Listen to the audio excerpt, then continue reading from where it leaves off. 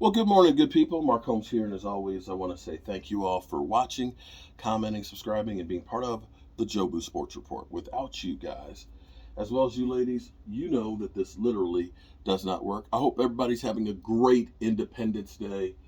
Oh my glob, man! Um, I'm under the red brick house here because I'm building a retaining wall right here, and so I've got to move out all the bricks and dig out this dirt and stuff like that. And as I was digging and doing this stuff, it kind of hit me a little bit. Reading comments of people and haters and everything else that are out there for my quarterback, Dak Prescott, it's almost comical to me because I hear people saying, Dak Prescott's on the hot seat. He got to perform or he's going to be gone. And it's funny because we've been hearing that kind of stuff forever. His rookie year, oh, well, he's just a dink and dunk guy. He's no, he sucks and this, that, and the other. And he's going to be flipping burgers in a couple of years. He won't last. It was Colin Cowherd talking about, Dak Prescott is a Corvette. Carson Wentz is a Maserati. The Corvette's a nice car, but, it's not really that good. Carson Wentz, we've heard, was generational talent and has a Hall of Fame pedigree, as Dan Orlowski would say, and things like that. And we've seen so many players come and go. Remember, the Cowboys didn't want Dak. They wanted Paxton Lynch. And the thing is every year, every week, no matter what, they always denigrate Dak Prescott. They will always talk about how much he sucks, how bad he is, how he's not going to last. And yet, he's still here. The longest tenured quarterback in the NFC right now. And I wonder, because as I sit here on this house, working on something that most people said, you're crazy. You are crazy. There's no saving that house. The city gave up on it. Haters out there saying that, I'm talking about dying up under, he's scared to death because he's going to die up underneath there. I never said I was going to die underneath here. The place may kill me from overworking, but it won't be because it collapsed on me. I can guarantee you that. This place will be here for another 200 years with the work that we put into it. But I know for me, having people say, you're not good enough or you can't do it is a motivating factor for me to succeed.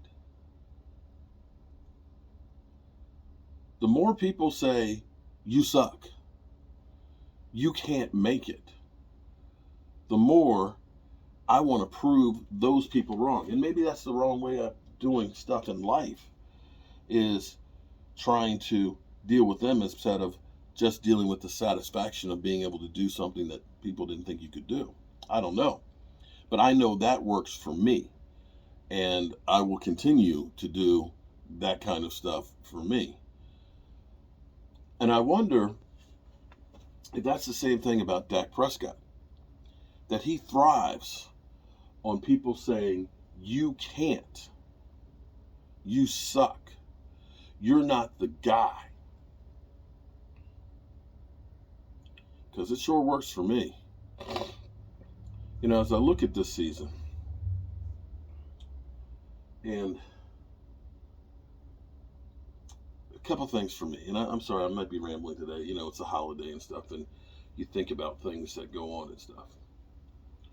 I think about me in my personal life. And I'll do anything to help somebody else, as long as they're trying to help themselves. I'm not here to go ahead and be the welfare system to help somebody just lay on their ass and be lazy. I'll do whatever I can to help somebody else. It's the people who won't put in the work. And instead of putting in the work, bitch and moan about people who are. When you look at somebody like Dak Prescott, who has done everything to be the best player he can be, everything. Putting a football field in his backyard, working out with the players, being beyond just, I'm going to take the money and just enjoy it, trying to give back. You know, when we raise money for Dak Prescott's charity, for him to become a global ambassador for cancer is an amazing thing. To be a man of the year is just unbelievable. And yet, for whatever reason, people just hate him. You know, I read a comment this morning that Dak Prescott, you know, he's got to go. He's on the hot seat because, you know, the Cowboys' playoff failures for the last 29 years. How are you putting the ineptitude of the Dallas Cowboys totality on a guy who's only been here since 2016?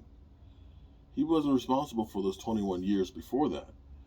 And if the dog didn't hunt those 21 years, how are you holding him more accountable than the people that came before him? But I wonder, because no matter what happens, no matter what people say, and believe me, people's careers have been made on the back of Dak Prescott hate.